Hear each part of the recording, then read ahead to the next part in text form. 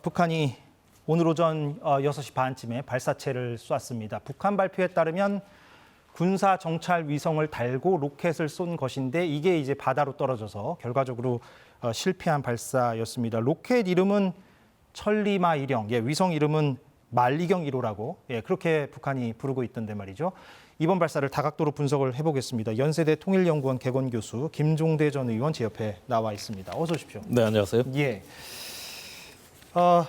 오늘 발사체가 결국은 실패했어요. 계속 시시각각 저희가 뉴스를 통해서 개요는 전해드리고 있기 때문에 제가 바로 이제 좀 본론으로 들어가 본다면. 그러시죠. 예. 2단 로켓에서 문제가 발생했다는 게 북한의 설명이에요. 네. 예. 실패 요인을 어떻게 좀 분석하고 계시는지요? 예, 2012년 상황입니다. 광명성 3호라고 그때도 정찰위성이라고 그래서 발사를 했는데 당시에 1, 2단 분리 과정에서 문제가 생겨서 공중 폭발한 전례가 있습니다. 그러니까 항상 그 단분리라고 하는 이 어떤 그 1단, 2단 로켓이 이렇게 교체돼서 점화되지 않습니까? 2단계가 가장 문제인데 특히 2단 로켓 같은 경우는 1단이 이제 중력을 이기고 솟구쳐 오르면은 그 다음에 이탈각이라고 해서 정상 궤도에 오차를 교정해가지고 이렇게 비행 제어를 한다든가 이런 걸 정밀하게 해가지고 본궤도를 찾아가게 해주는 게 2단 로켓입니다. 근데 2단 로켓이 이번에 연소가 안 된 걸로 보여지고요. 여기에는 이제 북한 측 발표대로라면은 엔진과 연료의 이상 유무를 지금 검토하고 있다. 엔진의 신뢰성과 안전성에 문제가 있고 연료에도 문제가 있었던 것 같다. 이렇게 이야기를 하거든요. 그렇다면은 제가 보기에는 2012년과 유사한 그 실패인데 여기서 한 가지 차이가 발견됩니다. 북한 측에서 이게 신형 발동기다. 발동기라는 건 엔진이에요. 엔진을 우리말로 순화해서? 그렇습니다. 우리나라도 옛날에 발동기라고 그랬어요. 근데 이 2단 발동기가 신형 발동기라고 그러는 거 보니까 기존의 성능이 검증이 된 신뢰성 있는 로켓보다도 화성 18형과 유사한 새로운 어떤 신형 로켓을 시험한 것이 아니냐. 이런 부분에 해석의 여지가 지금 남아있는 겁니다. 그렇습니까? 예, 그러면 의문이 생기는 거죠. 아니 이렇게 정찰위성 너무나 귀한 자산이잖아요. 이렇게 중요한 전략 자산을 새로운 로켓에 실어봤다? 이건 조금 저는 이해가 안 가지만 그러나 화성 18형 같이 이렇게 고체 연료를 사용한다거나 무언가 좀 성능이 탁월하고 최첨단된 거라면은 이런 신형 로켓에 한번 정찰위성을 실어서 도전해본다? 이런 어떤 교시가 내려졌나? 이런 점에서 아직 분석의 그 여지가 상당히 남아있다고 보는데 이거는 이후에 그 위성 발사장에 대해 우리가 특수 정보를 갖고 있을 것으로 보여집니다. 동창리 발사대를 계속 위성 사진을 찍어왔기 때문에 그때 그 발사된 부분 아마 지금쯤 합참에서 분석이 되고 있을 걸로 보는데 그때 그 발사 장면이나 전후 정황에 대한 영상 정보가 입수가 되면 분석이 되면 서서히 실체를 드러낼 거다. 만약에 그 실체를 분석해 봤더니 교수님 말씀대로라면 그게 군사안보적으로 어떤 의미를 우리에게 주는 겁니까? 저는 전략 도발 3종 세트라고 작년부터 표현을 했는데 이게 큰 전략의 판을 바꾸는 3종 세트의 도발이 있다. 첫 번째가 정찰위성 발사. 이 부분이 이제 눈과 귀를 갖게 되는 겁니다. 지금 북한은 뻔찌력은 있어요. 근데 눈 감고 휘두를 수가 없어요. 보고 듣고 정확하게 해야 되는데 그걸 정찰위성이 담당하는 것이고 두 번째 전략 도발이 ICBM 대륙간 탄도미사일의 정상각도 발사를 해본 적이 없습니다. 대부분 고각 발사라 그래서 시험 발사만 했는데 사실은 정상적 발사를 해봐야 되거든요. 요게 두 번째고 세 번째가 7차 핵실험입니다. 이것이 순차적으로 이어지는 전략적 대공세 시나리오가 있을 거다. 근데 지금은 가장 그중에서 첫 스텝이라고 할 수 있는 정찰위성이 시작된 거거든요. 그럼 두 번째, 세 번째는 언제 하느냐? 그건 전략적인 판을 봐야 되겠죠. 그러나 이 정찰위성을 갖게 되면은 이 핵미사일의 신뢰성이 높아지는 겁니다. 아무래도 적은 위력의 핵무기라고 하더라도 그 효과는 더 커지는 것이죠. 그만큼 이제 눈과 귀 이런 센서를 갖게 되고 뻔찌력까지 이게 연결이 됐을 때 이것이 이제 복합 체계라 그러는 건데 이게 가장 우리한테는 위협의 본질이라고 할 수 있는 가장 중요한 대목이거든요. 그러니까 위성을 눈과 귀에 비유하신 건 제가 이해가 바로 됐는데 아까 말씀하신 그 신형 로켓은 그러면 분석의 여지가 좀 있다고 하셨지 않습니까? 그건 분석의 여지가 있습니다. 그럼 그게 만약에 맞다면 그것은 어떤 의미를 예, 아무래도 그 북한이 지금 진화하고 있는 로켓의 추세를 봤을 때 예. 고정식 발사대에서 이동식 발사대로 액체 연료 미사일에서 고체 연료 미사일로 고체가 더 위협적인 거라고 얘기를 고체 하죠. 연료는 아주 심플합니다. 예. 그러니까 액체 연료는 뭐 연료 주입해야죠, 산화제 주입해야죠. 거기다가 또 주입하는 게 발사 직전에 주입을 해야 돼요.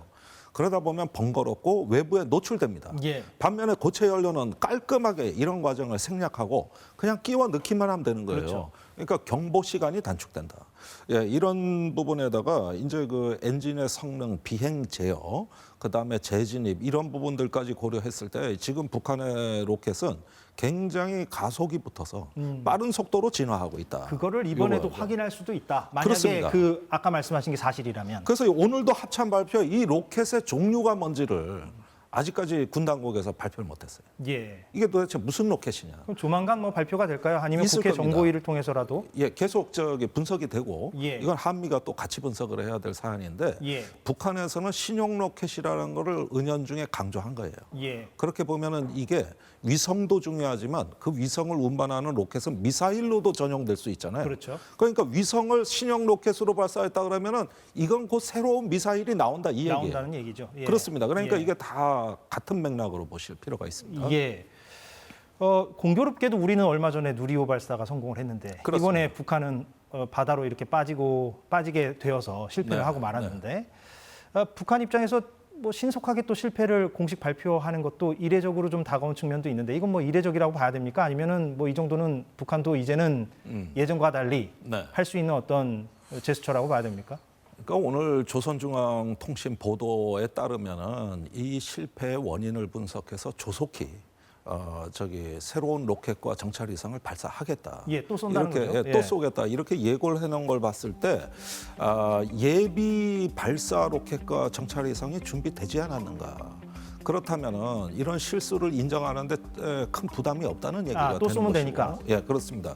그리고 더 중요한 거는 저는 저런 태도, 즉 실패를 화끈하게 인정하는 이런 태도가 상당히 도전적으로 보여요. 그러니까 우리가 주로 이렇게 오늘날 한국 사회 문제라고 하면 자꾸 실패를 두려워하는 문화, 도전하지 않고 혁신 정신이 좀 떨어지는 이런 게 지적이 많이 되는데 북한이 김정은 시대 와서는 상당히 실패를 두려워하지 않고 담대하게 도전하는 경향이 굉장히 짙어졌습니다. 역설적으로 자신감이 있기 때문에 이렇게 나올 수도 있다. 뭐 이런 그렇습니다. 맥락으로 지금 제가 들리는데. 그렇죠. 우리 뭐 국방과학연구소에서 그 무기 개발하는 과학자들이 뭐 실패하면 경위서 쓰고 감사받고 심지어는 변상까지 하는 이런 일이 있어가지고 참 우려를 많이 자아냈는데 그러다 보니까 손쉬운 연구만 하게 돼 있고 지금 국방과학연구소 성공률이 99.5%입니다. 이래가지고는 발전이 안 되는 거거든요. 오히려 담대한 도전이 없는 역설적인 수치다. 그렇죠. 예. 자꾸 실패를 해야 되는 거예요. 그런데 이스라엘은 30% 이상 못 넘고 60%면 기관장 쳐버립니다. 예. 예, 쉬운 연구만 했다 이 뜻이거든요. 알겠습니다.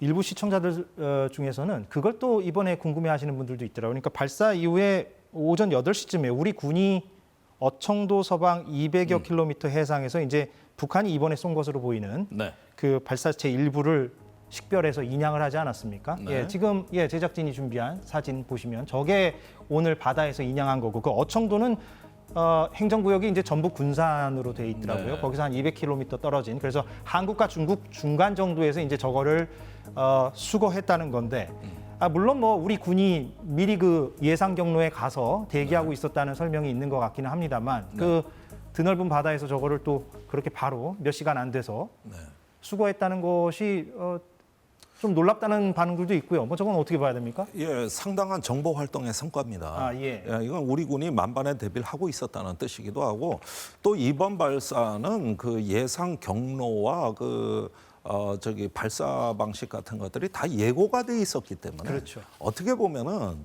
이제 내일 모레 시험 보는데 시험 범위는 여기고 여기서 이런 문제가 나간다 정도는 다 알고서 대비를 한 거거든요. 예. 사실은 이런 면에서 큰 우리 정보 활동의 성과는 평가해줘야 되겠습니다만은 실전, 즉 실제 전쟁에서는 예고가 없습니다. 그러니까 항상 이런 면에서는 이런 작은 성공을 가지고 우리가 너무 자만하지 말고 이 정보 활동에 관한 이건 한계가 없는 거기 때문에 더욱더 분발해 주시길 바랍니다. 그 아까 로켓 그러니까 발사체 관련해서는 그 신형 로켓일 가능성을 언급을 해주셨고 설명을 많이 해주셔서 제가 이해가 됐고 네. 그 이번에 북한 주장대로 만약에 그 정찰 위성이 실렸다면 거기에 대해서도 아까 눈과 귀라는 표현도 쓰셨고 그 3종 세트 표현도 쓰셔서 제가 다 이해가 됐습니다. 그런데 그 위성이 과거에 비하면 얼마나 진전된 기술을 보여주고 있는 것이냐. 뭐 일각에서는 여전히 그래도 뭐 초보 단계라고 지적하는 사람들도 있고 뭐 어느 정도로 그 위성을 좀 평가하시는지요? 물론 뭐 정보값이 좀 많지는 않아서 지금. 예, 북한이 로켓은 원천 기술이 대부분 이제 구소련. 이렇게 해서 어떤 그 실제 모델이 있고 그걸 역설계한다든가 아니면 우크라이나를 통해 가지고 과거 구소련의 그 미사일 엔진 설계도를 빼낸다든가 이런 방식으로 해서 기존의 레퍼런스 즉 참고가 있었어요. 그거를 모델로 해 가지고 북한이 이제 자체적으로 자주화하고 국산화해온 과정이거든요. 근데 위성은 그렇게 모델로 하기가 어렵습니다. 아, 왜 그렇습니까? 아니 그거는 저기 뭐 이렇게 범용 장비가 아니라 이것은 어떤 그 국가의 특수한 어떤 그 정보 장비로 해외 판매하는 것도 아니고 이렇게 되니까 상당히 그 위성에 관한 하는 로켓 발사하고는 양상이 달랐을 것이다. 그러나 그럼에도 불구하고 이전에 발사했던 것은 솔직히 말해서 위성 아닙니다. 그건 일종의 어떤 과시용이고 시험용에 불과하다고 하고 위성다운 위성은 아마 이번이 첫 번째 시도로 보여지거든요. 그런 만큼 모든 비교 대상이 존재하지 않는 최초라고 할 수가 있겠는데 그런데 북한의 과학기술의 어떤 속도 또 거기에 이제 그 김정은 위원장의 특별한 어떤 계속되는 어떤 그 중시 전략을 봤을 때는 저는 그동안의 서방의 정보기관이 지난 20년간 북한을 너무 과소평가해가지고 나중에 정보를 긴급히 수정하는 사례가 많았거든요. 근데 저 정찰위성은 북한이 몇 년 전부터 굉장히 공들여가지고 나름대로는 저기 자기네 기술로 오랫동안 준비를 해왔고 김정은이 다른 어떤 이렇게 뭐 안 보일 때도 우주과학원 발사 때는 뿡 나타나가지고 특별히 이렇게 또 관심을 보여주고 그래서 굉장히 지금 저거는 그 김정은 정권의 위신이 걸려 있는 문제거든요. 그런 만큼 이번 위성도 추후에 발사하는 추세를 봤을 때 절대 과소평가하면 안 된다. 초보적인 센서 기능은 할 거다. 그러니까 지금 우리가 그 과거에 밥 우드워드 기자의 그 트럼프 정부에 대한 어떤 그 레이지라는 그 저널리즘의 책을 보면 항상 문제가 뭐냐면 북한에 우리가 한미연합사가 무력 시위하려고 동해 미사일 몇 발을 쐈어요. 근데 북한이 모르더라는 거예요. 아, 탐지 장비가 없으니까. 탐지가 안 된다. 그러니까 우리가 뭘 무력 시위를 해도 효과가 없었다는 거예요. 그런데 이번에 발사한 목적에 조선중앙통신보도에 보면 미군의 작전 지역과 감시권을 확보한다고 돼 있거든요. 이제부터는 보고 싶고 봐야 되겠다는 거거든요. 그래서 쏜다. 그래서 쏜다는 거고 한미일 연합훈련을 동해서 하면 이제 탐지하겠다는 거거든요. 그런 면에서 봤을 때는 이것은 북한의 모든 어떤 핵미사일의 어떤 효능을 일시에 어떤 획기적으로 제고하는 하나의 어떤 그 플랫폼이라고 이해가 되는 거고 저는 그 역할을 할 거라고 봅니다.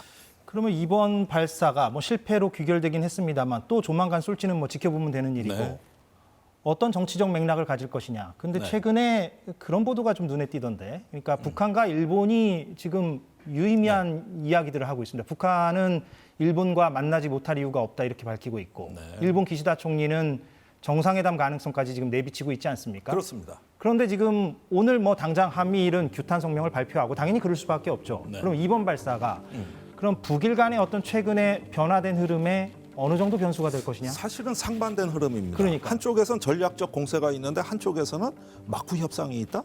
또는 뭐 정상회담이 얘기된다? 고위급 회담이라 그랬는데 이런 부분들은 상반되게 보입니다만은 사실은 이미 일본은 오래전부터 북한하고 어떤 그 별도의 독자적인 그 대화 채널, 소통 채널을 확보하고 마쿠 접촉을 해왔던 것 같아요. 물밑대화가 있어요. 제가 보기엔 그렇습니다. 그러니까 저 정도 공개 발언, 기시다 총리의 직접 발언이 나온 거고 저 발언이 처음이 아니라 작년 9월 유엔 총회 연설에서도 했던 발언입니다.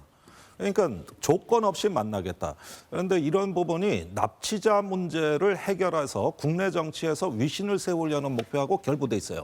내가 북한을 만나서 납북자 문제를 단판을 짓고 이분들 유족들이 돌아가시기 전에 살아계신 동안에 해결해 보겠습니다. 단판 짓겠습니다. 이런 지지율 오르거든요.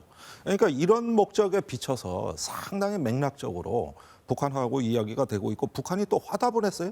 이틀 만에 만나지 못할 이유가 없다. 이렇게 이야기를 했다는 것은 제가 보기에는 마쿠 또는 우회 접촉이 이루어지고 있다 이렇게 보여집니다. 그럼 이번 발사가 큰 어떤 변수나 장애 요소가 될 것 같지는 않다. 네, 이것은 어차피 중국, 러시아가 제재 결의안에 동참하지 않기 때문에 예. 이것은 뭐 북한이 기회 창문을 연 것이고 그것은 그것대로 대화는 대화대로 이렇게 이제 강원 양면 전술로 계속 나가는데 일본은 어떤 면에서 그런 북한의 전략을 읽고 또 한편으로 이용하지 않을까 생각됩니다. 마지막 질문인데 그러면 말씀하신 대로라면 네. 일각에서는 그래서 한국 패싱 우려를 제기하는 사람들이 있지 않습니까? 네. 지금 이런 일련의 흐름 속에서 네. 여기에 대해서는 어떻게 생각하십니까? 상당히 우려됩니다. 지금 한중 관계는 단절돼 있는데 중국과 일본 관계는 꽤 긴밀하게 유지되고 있거든요. 바로 그것이 북한에 접근할 수 있는 배경을 형성한 겁니다. 그러니까 우리가 지금 미국, 일본에 굉장히 공을 많이 들여놨기 때문에 동맹은 강화됐다는 성과를 냅니다만은 결국은 외교를 안 할 수가 없어요. 결국은 북한을 관리하기 위해서라도 중국에 접근을 해야 되는 거고 그런 면에서 균형 외교의 어떤 원칙과 기조 다시 한번 점검이 있었으면 하는 바람입니다. 예, 잘 들었습니다. 쏙쏙 이해가 잘 됐습니다. 네, 감사합니다. 예, 오늘 나와주셔서 고맙습니다. 감사합니다. 예, 김종대 전 의원이었습니다.